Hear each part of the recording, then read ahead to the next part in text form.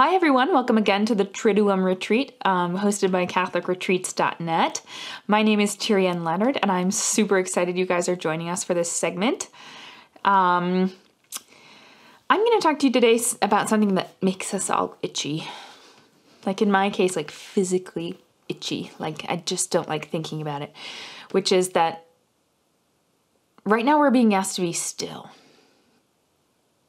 Doesn't it suck? Like, God's asking us to be still. It's the hardest thing, I think, in our modern society because we're all go, go, go, get, do, be. But God's asking us during this crisis, most of us anyway, to be still. Which I think is just like so difficult. I really don't like being still. I really enjoy setting goals, accomplishing goals, getting on with my life, moving the world, shaking the world. That's just me. That's just who I am. So this has been really hard. In prayer the other day, God kind of gave me a phrase to help me cope, which is a martyrdom of stillness. A martyrdom of stillness. And I thought about it. I'm like, that's not a real martyrdom. That's not a thing. And God's like, no, like during World War II, there were people who were literally risking their lives to save Jews from the Nazis, to, come between the forces of evil and be the force of good. And they lost their lives for that. And I'm thinking like sitting at home, like doing nothing is not a martyrdom. And Jesus said, but yes, it is. Because you are letting die parts of yourself in order to keep others safe. So that was a big moment for me. Like I really had to sit there and feel uncomfortable and think about it. Like my doing nothing is keeping other people safe. And that in itself is a type of martyrdom.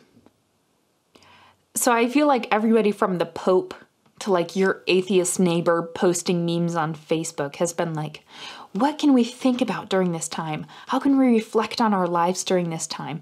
How can we assess what we've been doing and see if it's the path forward or if we want to change what we've been doing? I think that this is actually a really great reflection. I mean, I'm looking at my own life thinking like, wow, I really could cut out X, Y, and Z part and really focus more on ABC part. At this point, we are all in full agreement that this is the lentiest Lent we ever lented.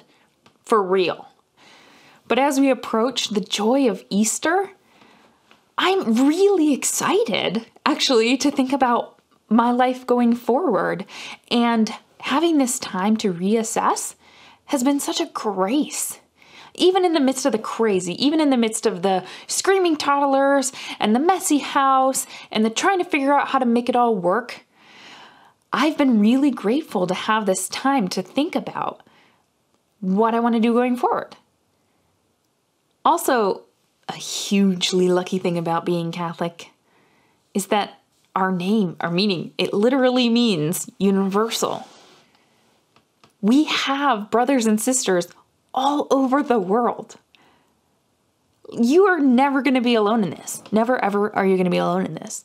So try to reach out to your brothers and sisters in your community. If you don't have anyone close, this is why God invented the internet. Like seriously, we can reach out across the globe to those who share our faith. Isn't that incredible? Wow. I think the biggest thing I'm going to take away from all of this is a newfound gratitude for every single person. We always toss around like every person is made in the image and likeness of God, and isn't that amazing? And God makes every person. Yay, God. But I've never before really had to reflect on every person and the worth of every single person. The reason we are taking this so seriously is because every person has worth. Every person has dignity, and we need to protect the most vulnerable among us. I think this is giving me a newfound respect for the elderly, a newfound respect for the immunocompromised. And I think the biggest thing is a newfound respect for our medical personnel and how much they risk daily just to go into work, just to do their jobs. As we live out the martyrdom of stillness that God has called us to, I just want to encourage you to really lean into the grace that God's giving us during this time.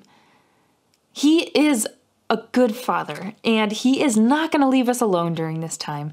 No matter how bleak things seem, no matter how difficult things get, God is with us. And I really just want to remind you that you have access to Him at all times.